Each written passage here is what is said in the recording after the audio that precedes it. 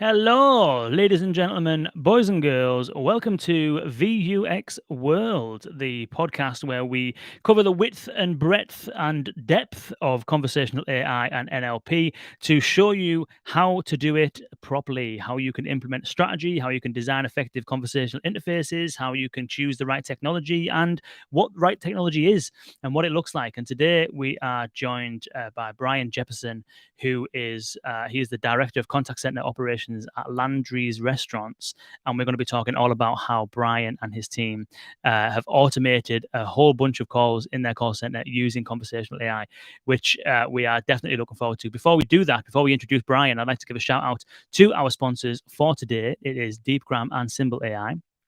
Symbl.ai is literally a leading conversational intelligence platform. It allows you to get to data within your conversations that you didn't know even existed. You can do things like topic and intent discovery, topic summarization, call summarization, speaker diarization. You can do things like, even let's say for quality assurance, if you wanted to figure out how long people talk, how long an agent spends talking about a promotion that you have, or whether they mentioned or spoke about the terms and conditions or whatever it might be, you can gather all of that data and analyze it literally off the back of the phone calls. You can do outbound dialers that detect answering phone beeps and escalate to a live agent when someone answers or leaves a voicemail message after the beep, which is actually historically a challenge to do. So do check out Symbl.ai if you are interested in exploring how you can gather insights and intelligence from the conversations that you're already having with your customers. That's Symbl.ai, Symbl.ai for more information. And shout out to Deepgram as well, who are our second presenting sponsor. Deepgram is industry-leading speech recognition. Companies all over the world are using Deepgram's automatic speech recognition capabilities to build voice assistants, voice bots, call transcripts, meeting transcripts, a whole bunch of capabilities using Deepgram's ASR. One of the things about when you build a voice assistant, you absolutely have to have working ASR, because the ASR is the first point of contact in any conversational or voice interface. If the ASR is wrong, your NLU gets fed gibberish and the whole thing breaks down after that. ASR arguably is one of the most crucial components of a voice interface. And so if you are exploring voice user interfaces, if you're building a voice assistant, if you're automating your call center like Brian, please do check out deepgram.com/VUX World for more information. And before very finally, before I do introduce Brian, I'm going to just hop over onto YouTube and get a link to put into LinkedIn, because I don't know if it's just me, but the LinkedIn broadcast seems to be having a couple of delays. And so I'm just going to grab this link here and I'm going to put it into LinkedIn in case it's not working. So I'll say, hi, LinkedIn, please use this if this stream isn't working. Cool. Now then, there's always something going on. Without further ado, Brian Jeppesen, welcome to VUX World. Hey, thank you, Kane. Great Thank to you be for here. joining us. Thanks for joining us. I appreciate it. Yeah, glad to have you along, because we've been spending a lot of time talking to technology companies. I know that Landry's, you've been using Poly AI. We've had Poly AI on the podcast, and fans of Poly AI. And we've been spending a lot of time talking to different technology companies, different vendors, and that kind of stuff. And it's nice, as we are doing now, and we'll continue to do over this year, to speak to the people that are actually implementing this stuff in the real world, in the call center. So I appreciate you spending some time with us to share your learnings, and hopefully we can help others in a similar situation to what you were in previously to do the same and to get some good results using this technology. Sure. I'm glad to share. Cool. So maybe we'll start with some introductions, Brian. Would you mind introducing yourself and tell us a little bit about what you do at Landry's, and for the UK and Europe contingent among us, maybe a little bit more about what Landry's does as well. Okay. Yeah, we I'm as you mentioned, call center director. We have Landry's is mostly known for its restaurants. We have over 600 restaurants from all kinds of brand names that you may be aware over in the UK. Morton's, Mastro's, some of our higher end steakhouses. In locally, we have Saltgrass Steakhouse, Landry's, Bubba Gump's, Joe's Crab Shack, a lot of different restaurants that we operate. In addition, we have several hotels. Post Oak Hotel, which is the only 5-star Forbes 5-star property in the state of in Houston area. That's our property. Several hotels, and of course we own the Golden Nugget hotels and casinos. And my boss also owns the Houston Rockets, so we get around a little bit. So in the NBA. Wow, wow. So Yes. So we what mostly what I do is we do reservations for the Golden Nugget hotels and casinos, which are we have 5 of those properties in the U.S. That we operate, take reservations for. nice. And and have you in previous how long have you been at Landry's for? I've been here almost 8 years. Okay. I was hired 7 years ago. We had uh, all the properties kind of did their own individual thing, and what the owner, the CEO, wanted to do was consolidate all of his reservations into one call center. So he hired me to build a call center from scratch, and we put it together and consolidated everything, and now handle reservations for all of our properties. Nice, interesting. So all of the reservations for how many hotels did you say? We have 5 Golden Nugget properties, and Yeah. we have several other properties too within around the Houston Okay. area. And all of the reservations are all managed now centrally from one call center. Yeah, for Golden Nuggets, we have them Right. everything here Yeah, yeah. in our Houston office. Well, I have a couple different locations in that handle, but it's all based out of Houston. Yes. Yeah, nice, nice. Had you ever kind of experienced anything to do with kind of AI and stuff like that in the past? Is it something that you'd dabbled with, or was the most recent thing kind of the first time getting involved in this kind of technology? This is the first time. Obviously it came out of. Uh, I think I'd always been kind of interested in it, but it came out of a need, right? Obviously, when everything shut down, and we tried to hire people back, and people weren't ready to come back to work, and we struggled with trying to how are we going to handle this call volume, and that's when uh, you know taking from what we thought was kind of a cool technology, and I, as kind of do some type of um, uh, use cases to do testing, right, to see if this technology really would work. To change into, hey, this is no longer a test. This is our livelihood. We've got to make this work. So that's kind of where we moved to. Interesting. So you mentioned some of the challenges there that you were facing. Was that the predominant challenge? Was it that you have, you know, lockdown happened, everything closes, everyone's kind of potentially furloughed or locked down and stuff like that, and no one stayed in the hotels because the hotels are closed, and then you're reopening. Was it that staff didn't want to come back? Was it that the laws in Houston wouldn't allow people to come back? Like, tell me a little bit more about what those challenges were.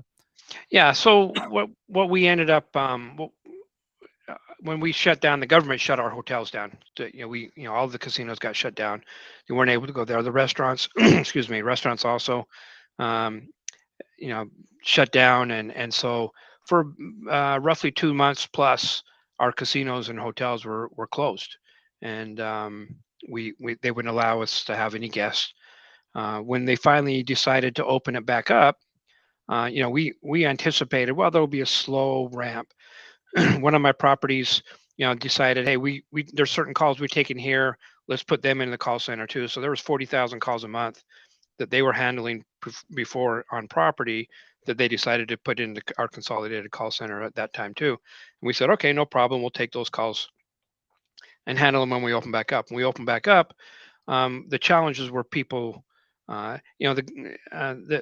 government did a good job of taking care of a lot of people, and they found it was easier for them to stay home than it was to come back to work. So at that point, we found it very, very difficult. And I had 40,000 new calls that I needed to handle that I wasn't handling before, and not enough staff to handle that volume, and unable to recruit and hire people. Interesting. And did you have a solution in place basically for opening back up again, or did you have a period of time where you had a bunch of calls without the staff to actually manage it? Well, we anticipated that, again. We anticipated it to be a slow ramp, but what we found was people wanted to gamble, and, and so they were anxious to get back, and it was the demand started right away, and while the majority, all but just a few handful of my current employees came back, I was now at a much higher volume than I was at before, including additional call volume that I wasn't taking before, and not able to handle it. And I was, at a point where I was abandoning 30 to 40% of my call volume, and that became extremely challenging from a customer service standpoint, right? Customers having to wait long periods of time or not being answered at all. Interesting. And when we spoke last time, and the title for this is making up for lost revenue. So presumably that 30% of customers that are not getting through, you mentioned that the call center's taking bookings and all sorts. So potentially it's 30% of revenue that is being lost, is it not? Right. Well, we had to determine.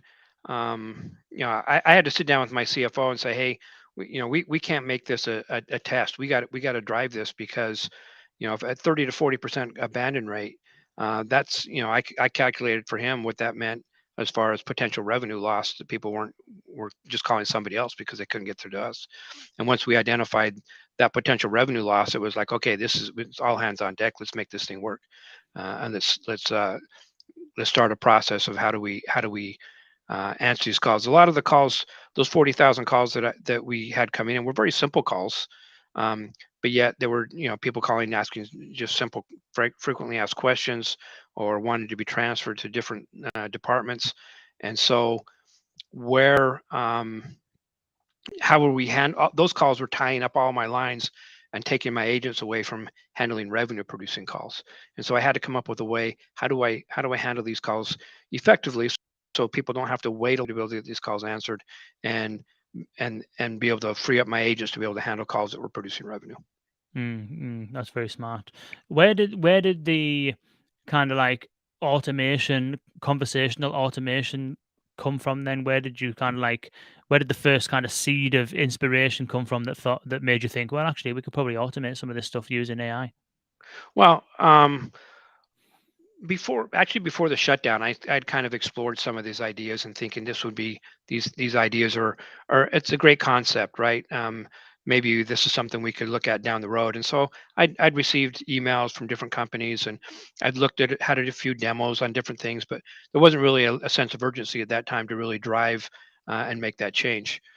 So I'd had a couple of people who had contacted us prior, and then after, when we opened back up, I reached back out to them, and we began our whole process of doing some due diligence and looking I looked at several different vendors to identify which one worked for us. Mm.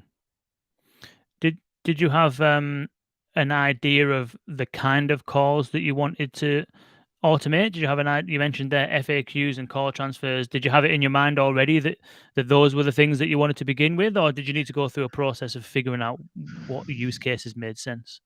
Well, what we did initially is I looked at um, what would be the easiest thing to take off the top, right? I knew what drove revenue, and I wanted to free up my agents to doing revenue. So I had to look at which calls did not create revenue, and how could we handle those calls, and then identify. So we looked at different use cases to identify, hey, these are very simple calls, but my agents have to stay on the line, take the information, answer a simple question. What time is check-in? Do you have free parking? Do you have, what time's the pool open? Can you transfer me to housekeeping? Those types of questions, right? That were very, very simple calls, but they were tying up people from making revenue. And so I said, these are calls I think are very good, is a very good use case. Let's start with these calls initially, and how do we handle those calls? So at that point, we did some, like I said, we did diligence with several companies, and my first concern in going through this whole process was, how do I make this a good experience, right? I wanted it to be a good experience. I didn't want to just dump calls into a robot sounding Mm, process. And so my that was my first criteria, was got to be a good experience with our customers. That I didn't want it to, we've all gone through, listened to voice assistants where you get in a loop and challenged, and they don't understand you. And so I wanted it to be a good experience. And so that was my first criteria. And of course, um, answering the calls, number one, is a better experience than sitting on hold for 20 or 30 minutes. So, um, so those all went hand in hand. Interesting. So you mentioned there. So you kind of did a bit of work to figure out who, like, what were the use cases that are not driving revenue, and then there's where to start. You mentioned that you also went through, looking at a few different vendors and stuff like that. We don't need to name names. I know that ultimately in the end you went with Poly AI, which we can kind of get Right. into shortly. Um, in terms of that process of selecting vendors and stuff like that, and you said that customer experience was the most important thing. What were some of the kind of like maybe some of the things that are um, important from the customer experience side of things when choosing a conversational AI solution? Would you say? Well, I think, everybody, that's something that everybody has to choose for themselves, what's important to them. Important to me was a good experience. And there are a lot of great companies out there. I listened to a lot. A lot of ones that I liked. We found one that worked for us. And it was basically, I wanted, when they called in, I want them to sound like they're talking to a real person. And I listened to a lot of the other ones. We've all heard the AWS versions and the Googles that sound fairly human, but still sound like a robot. And Mm, Poly AI was the only one who came back with me with a real voice. And I'll give you an example what they did with me initially, because we looked at our saltgrass steakhouses to do some testing with. And they did a demo with me first time, and the first time they did it. Now, of course, Saltgrass is majority. It's a Texas-based steakhouse, and so they did a demo with me, and the demo, the person they used was a British woman, and which I love the British accent, and I love that there's nothing wrong with that, but it didn't really fit with the Texas Roadhouse yeah. steakhouse. So I said, can you give me something more Texan? And so they said, no problems. So the next day they came back and they had it and it answered and and they said, howdy, thank you for calling Salt Cow Steakhouse. So um, it, that just made me, at that point I said, okay, these guys can do what we need to do. And so from that point I said, hey, here's 10 recordings of my best agent. I want it to sound like this. And Mm, they came back with me and said, this is what it will sound like. It sounded just like my best agent. I said, perfect. So it's what fits you. That was one of my major criterias. I wanted to be personable and sound like that, and they were able to do that for us. And obviously we had a significant cost savings on from what it takes to handle an agent to handle the calls. Number two, and then uh, number three, and probably biggest, is I was able to put my people on driving revenue and producing that revenue back into the company. So interesting. That's such a good idea to have the Texan voice coming back as well. Was it was it purely the kind of like how it sounded and obviously part of the part of what makes an experience, I suppose, human like is how it sounds and how it expresses itself and sounding like like you'd expect a human to sound. Was that like the predominant leading factor for you in terms of selecting a solution? Was how it sounds, or was there anything else that you were kind of looking for?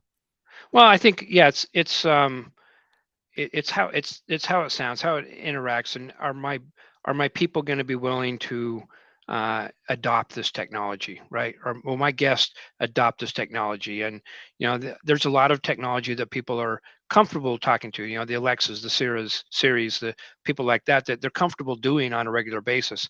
And so I get that there's a lot of companies using some of the other voice technology out there.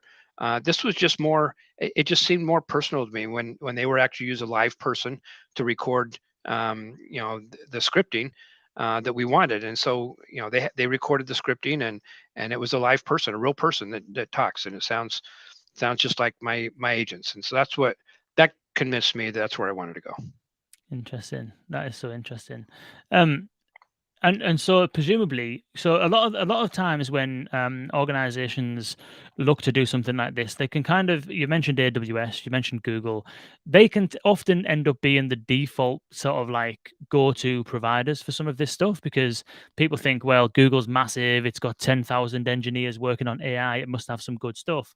But then you look at a company like Poly AI, and there's plenty of others who are not large organizations, very small in comparison to Google and Amazon, and they're kind of like, not, I don't want to use the word fighting because it's not fighting the big boys or big girls, but they're kind of like definitely competing with them. Like, what was it? Kind of, was there anything um that kind of like above and beyond the sound of the voice and the qualities, were you always looking to go with a smaller organization and not kind of the big guys? I wonder if you can speak to that kind of side of things. Yeah, no, I did I did look at, actually, we I went, one of them we looked at was with AWS, and and I was coming down to that at the last minute, but when they gave me their final demo with the voice and it compared it to what Poly did, I couldn't, I wasn't impressed. And there's a lot of, they still use a lot of the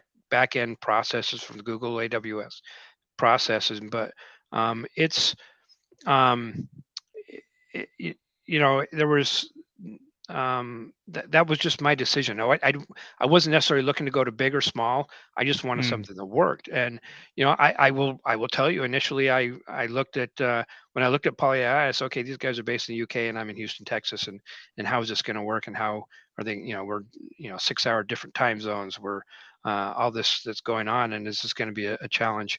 And they've been wonderful to work with, and it's been great. I have resources here in the U.S. to help as needed, and they've always been very responsive. So no issues from that standpoint. My biggest issues, I think, that we dealt with were my own internal IT people, right? Who, right. this was new processes for them, and trying to get them on board, thinking, oh, you're just doing some test cases. This isn't important stuff, until I finally could get them and my CIO and my CFO engaged in saying, hey, this is what revenue we're losing. So it was getting them engaged and getting them working together to get this process going, and that was probably one of my bigger challenges. But um, Mm. Interesting. How did you approach that then? Obviously, it sounds as though you've obviously done the sums and you've done the numbers and you've worked out how much revenue is being lost. Like, was the conversation with the IT team and the wider stakeholders purely about that, or was there other conversations happening at the same time? well, we started those processes. I don't think they didn't understand the impact of what was going on. I until they saw some numbers. um, and so that was important to really break down what the potential is, where we're losing customers, possibly where we're losing revenue, and what that does to the company overall. Obviously, we all went through a very challenging time with when everything was shut down, and a lot of revenue was lost across the board, and to be able to um, recapture some of that revenue and not lose it going forward was critical to the company. Yeah, interesting. We've got related to that a question from Michael Nelson. Shout out to Mike. Um, Obviously, you've got IT on board and you've got kind of all the rest of the stakeholders on board. Poly AI presumably did all of the designing, the building, the implementing, but you mentioned that this thing is taking reservations and it's actually, it's producing kind of like value. Was there any integrations with line of business applications? And wonder whether you can speak to maybe some of the challenges involved in that, if there was. Yeah, we initially, it was, obviously our telephony pieces, using getting them integrated into telephony to be able to get the calls, to be able to route, all of our telecom, our phone numbers had to come in, had to route to them first, answer questions, and then obviously if there's people who want to opt out and speak to an agent, and then it's got to route us back into our queue with our Cisco Finesse queue and the agents that are available. So there was some of that. Obviously, I had integrations that worked out, and it was our IT telecom, and we have some third-party telecom people who worked on our side, working with Poly AI to try and integrate the telephony piece of it. Um, and then we got it. From that point initially, we started with some very simple use cases. Now we're looking to expand it into some other areas. We're doing some partial reservations where it's capturing information from a guest, and then taking that information and delivering it to the agent's desktop. When they answer the call, they can see who the guest is, what dates they're looking to come and stay, that sort of thing, so we can look them up quickly and reduce some handle time from that standpoint too. So making it easier from that standpoint. We're looking, obviously, continue to look at use cases and grow and build this. If you can tackle the small ones first, but I see there's no end to the possibilities of what we can do with this.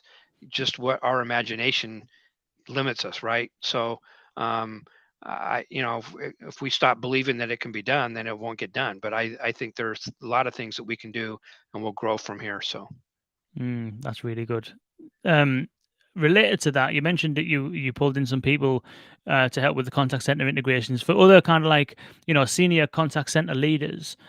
What kind of resources would be expected of them? There's two ways of doing it. One is that you build it and implement it yourself. The other is that you have someone like Poly AI do the building and the implementing.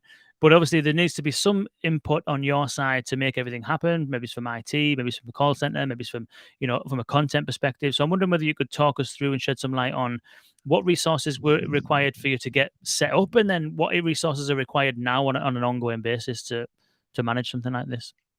well, I think again, getting the CIO on board from a technology standpoint, both all the telecom piece that we had to deal with, getting them on board, and we don't have a lot of the resources internally. We use third parties to help us with some of our networking and telephony pieces.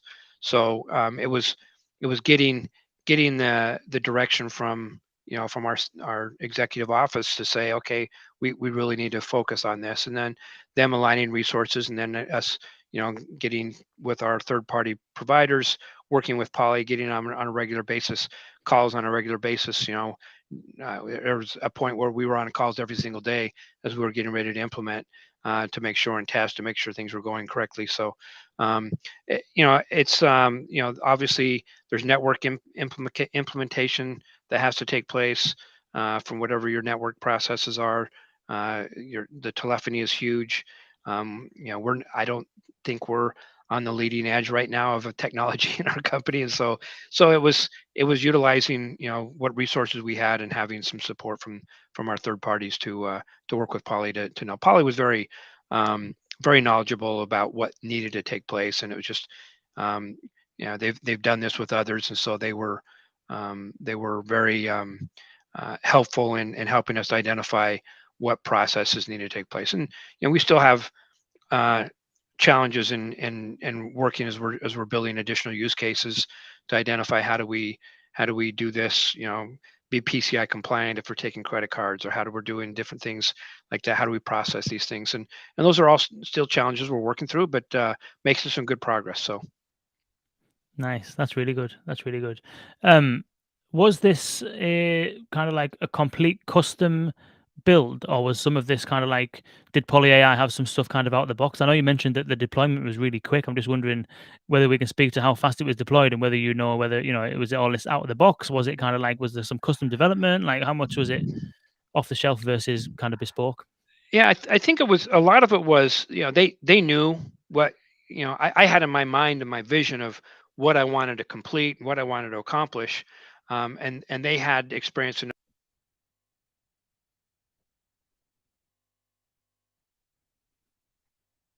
I think we've lost And Brian for a sec there. Ah, oh, sorry, you're back now. am I good now? Yeah, you're good now. Yeah, we lost All you for a right, split yeah. second. I keep. I'm sorry. I apologize, and it That's all keeps right. dropping off. But That's um, good. okay. So I used. Where was I at? So they didn't have anything really out of the box, as far as necessary. They knew what needed to be done. I had a vision of what I wanted to complete and be done, and they just took that vision and helped me build it. So um, they have their voice talent that they used, and we set up scripts. I said, this is how I want it to sound. This is the flow that I wanted to go. And they just built it from there, and they built the dialogues and the flow, and made it work. And we got calls routing where they needed to route.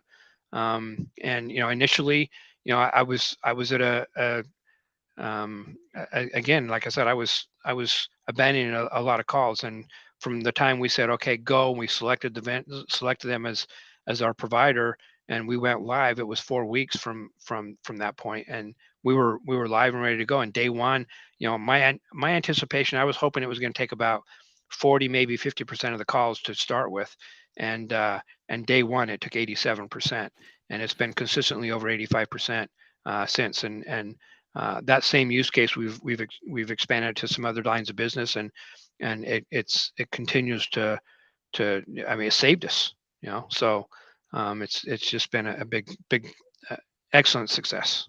Wow.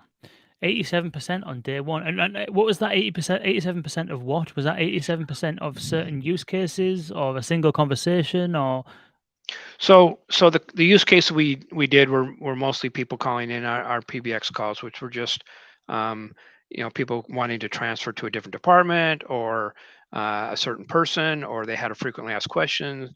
Do you have parking? Where's your parking? What's your address? Do you have transportation to the airport? Do you allow pets? What times check in, check out? What time's your pool open? All those types of questions, right? They're very simple questions, and so um, of all those calls that came in, 87% were handled with our virtual assistant without having to speak to an agent. So that's 40,000 calls a month, and you can do the math on that and understand how many of those calls that were taken away. And not every.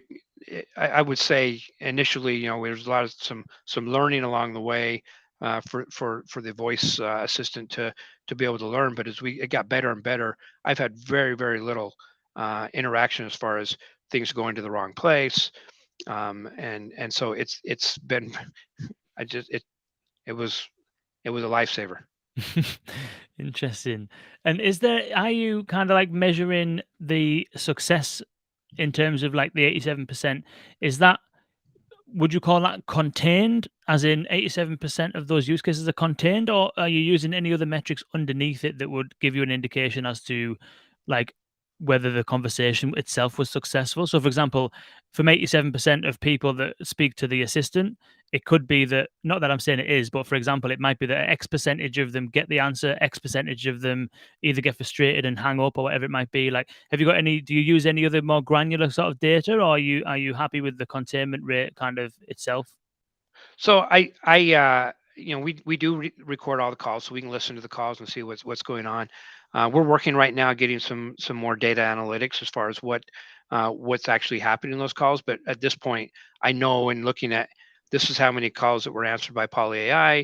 This is how many calls that were answered by my agent. So that's the percentage that's contained Yeah. overall. I don't have right now a specific number to say that they are happy with the success, but right now I'm not getting any complaints, right? So, which is good, but that's something that we're working on right now. I'm working with them and getting some type of voice analytics and data analytics to be able to really understand once they're talking to the voice assistant, what is it they're saying and what are they doing, and how do we continue to refine the process and make sure that it's continued to be a good experience. Well, there is definite business impact. Taking that many calls out of the call center is amazing, especially on day one. I had a question which is very similar to Michael's question actually, so we'll pull Michael's question up again, which is, what was the impact on some of your contact center operations KPIs? Is there any impact or changes in some of your kind of like typical KPIs that you tend to measure? Sure. Obviously, we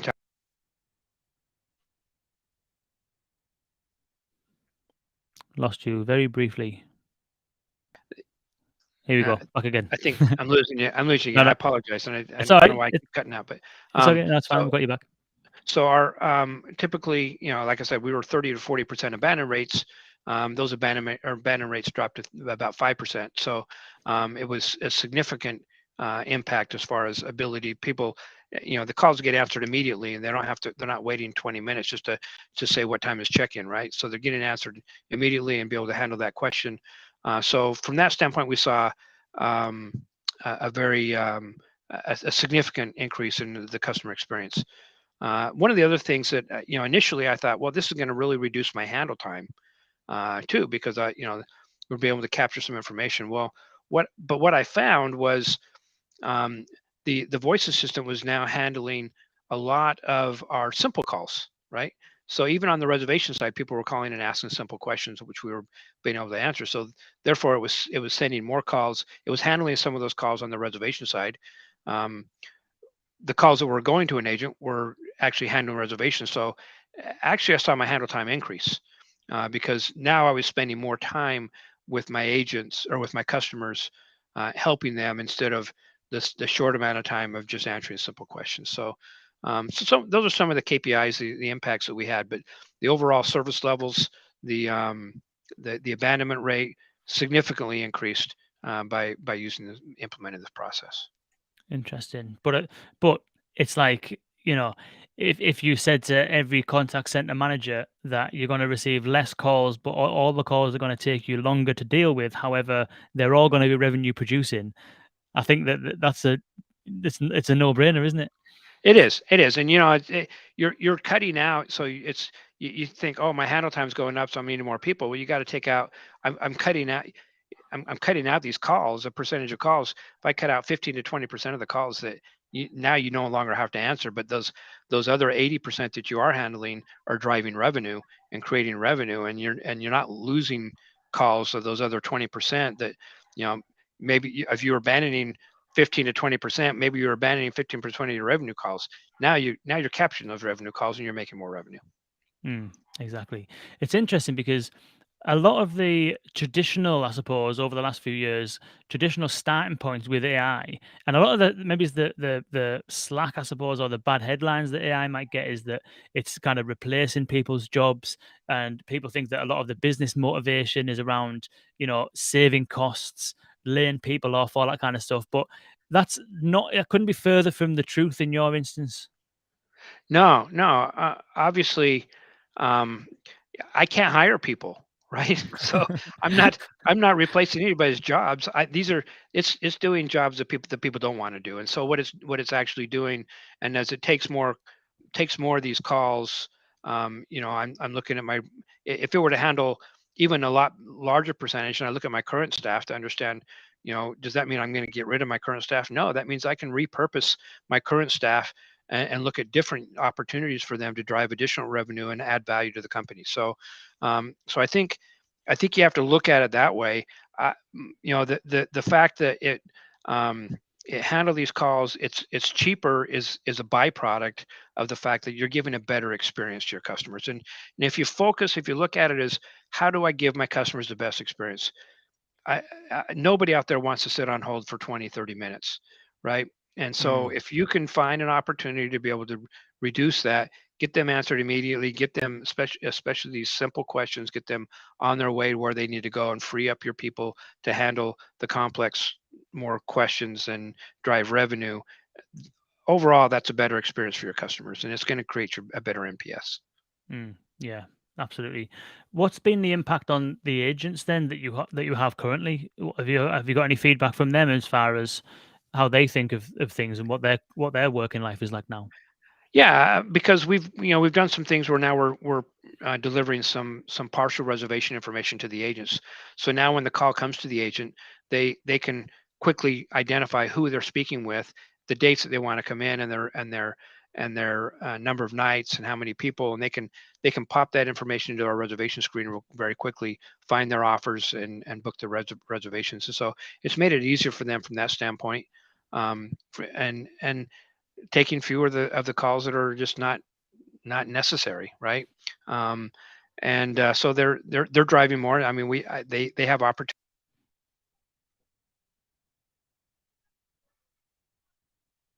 more time on calls that are revenue producing that give them an opportunity to upsell and make more money themselves. So it's been very positive from their standpoint. Nice.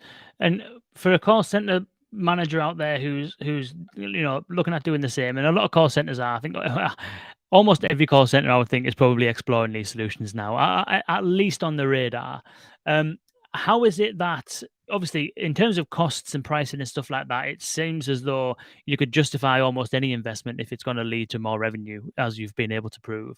But in terms of the pricing models, what are the kind of some of the models that you're looking at? Is it cost per call successfully handled? Is it license based? Is it kind of like based per minute? Like how are you paying for this agent that you're using now? We do it. We bought a block of minutes with them, and we price it that way. We've calculated how many minutes we thought we would use in a year, and they gave us a price based on that, on those minutes. And we obviously there's some professional services fees in setting up each use case that we worked out with them and deliver that way. But on a per minute basis, um, it's 20% of what I would spend in an agent, a Mm, real live agent, so or less. So that again, from my standpoint, that was a byproduct of the better customer experience and the increased revenue. So it's just it just works. And uh, I'm excited where it's going from here, right, and where we're going to deliver and drive additional revenue streams and different use cases, and just create better experiences for our customers. Nice. That sounds really good. And what are you mentioned there, partial reservation, you mentioned some of that kind of like where the agent handles half of the conversation, gathers some kind of information, maybe hands it off to the agent. This is a question I was going to ask, but Michael's already asking it as well, which is what are some of the what are some examples of some of those kind of like future use cases? So once you've done the partial automation, one would think that full automation of reservations seems like a logical next step. Like what would you think around some of the more kind of advanced use cases that you're considering? Yeah, I mean, we obviously are looking to do that and grow it into a full reservation process where and you have the option of using our voice assistant to help you through that process, or you can wait for an agent to help you. But I want to be able to get to a point where it can work.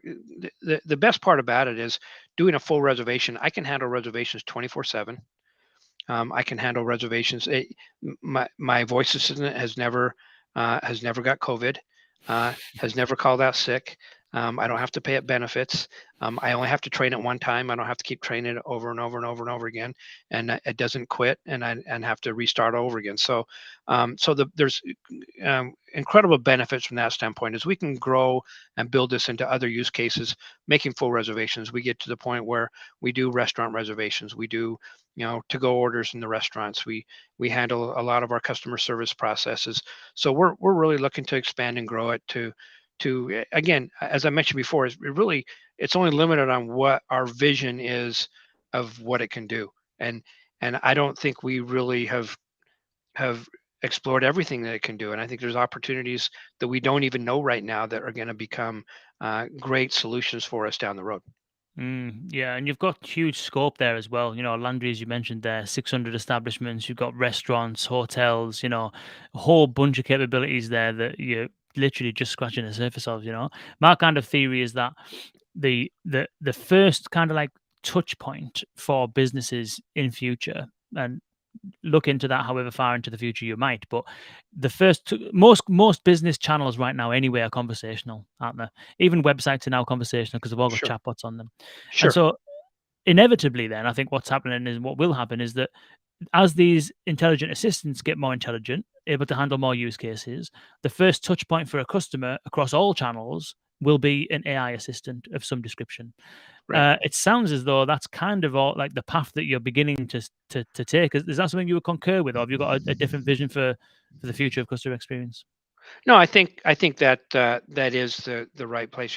We used to all have the IVRs where you'd say for this press one, for that press two, and so forth. And I think we've totally eliminated that now and say, how can I help you? What do you want me to do? Okay, I need this. Okay, let me get you there, and it gets you to the right spot. So I think it's much more interactive. It's much more helpful.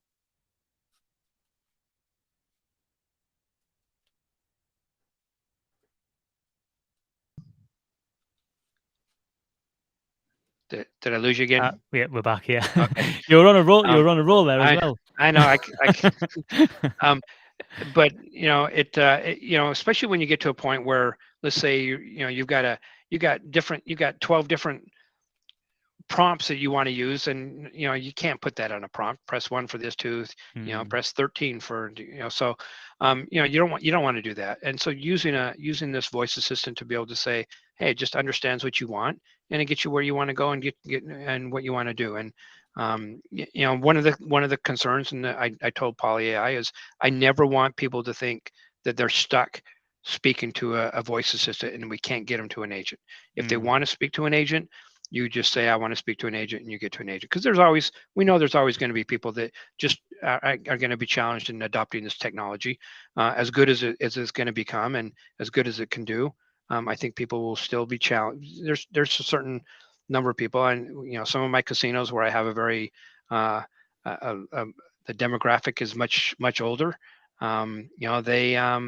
They like to speak to a person, So, Mm. and so I think we'll always have that available to speak to somebody, but there's some people who just want things done, and some of the newer generations are adopting this technology because they use it on their phone every day. Yeah, yeah. And there's always going to be enough people who are ready and willing. It's the same as digital transformation, broadly speaking, across the board on every channel. It's like there's always going to be enough people ready and willing to use your website first before speaking to a customer. There's always going to be someone, enough people ready and willing to use a chatbot rather than call. There's always going to be someone ready and willing to use a voice assistant rather than wait on hold. And so there's enough people there that are ready and willing to make this whole thing completely viable. Sure, and I think it's using the technology that people use today. How many people, do everything on their phone, right? Yeah. So how do we make it easy for an app on their phone to be able to get what they want done, and just to speak into it and say, hey, I need this or I need that, and have it process that for you, right? Without having Mm. to go into uh, an app and try to find things. Just let it find what you want to do and just get it done. And I really see that's going to be more and more adopted, especially today's technology.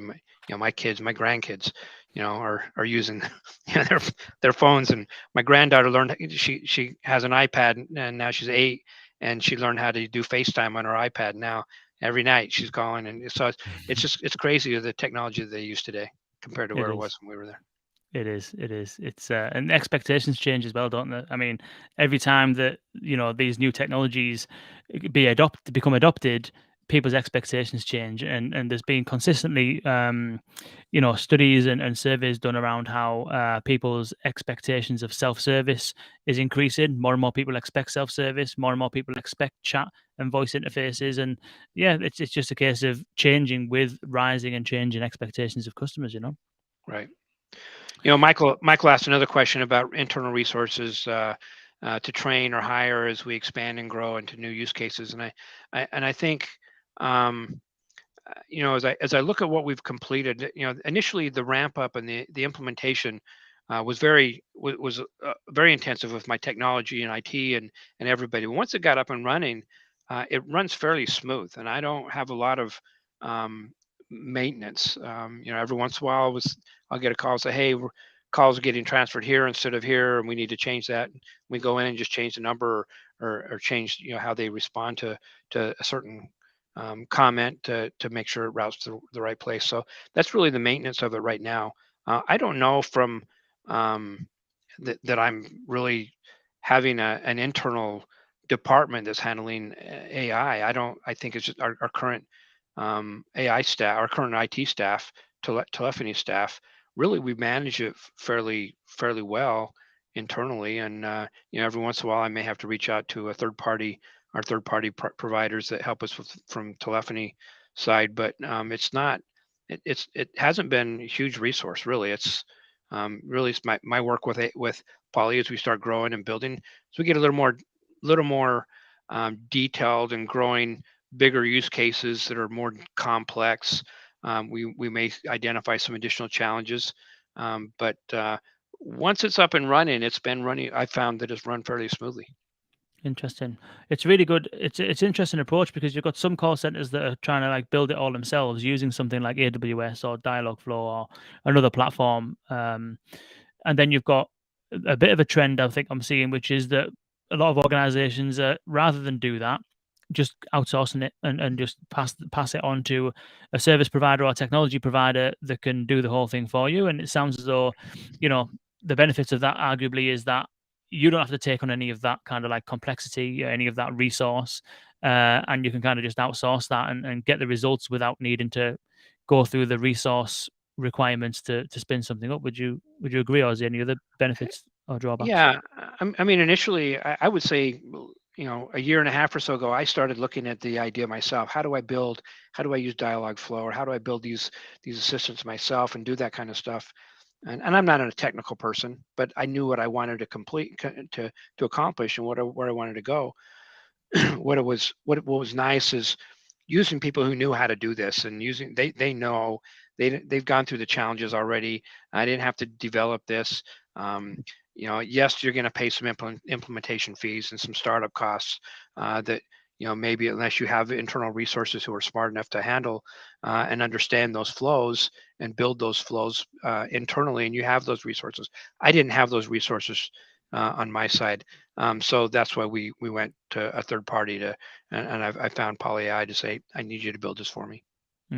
Yeah, and those resources are actually very hard to come by. There's generally a Sure. massive shortage of of talent in this space because it's not new as such. It's been going for a long time, but the traction that it's got is certainly over the last 5 years being relatively new, and so you've got people coming into it trying to make a career out of it, but the demand from organizations far outstrips the amount of talent that is actually available. So it's a real difficult position to be in for some companies that are trying to do it themselves.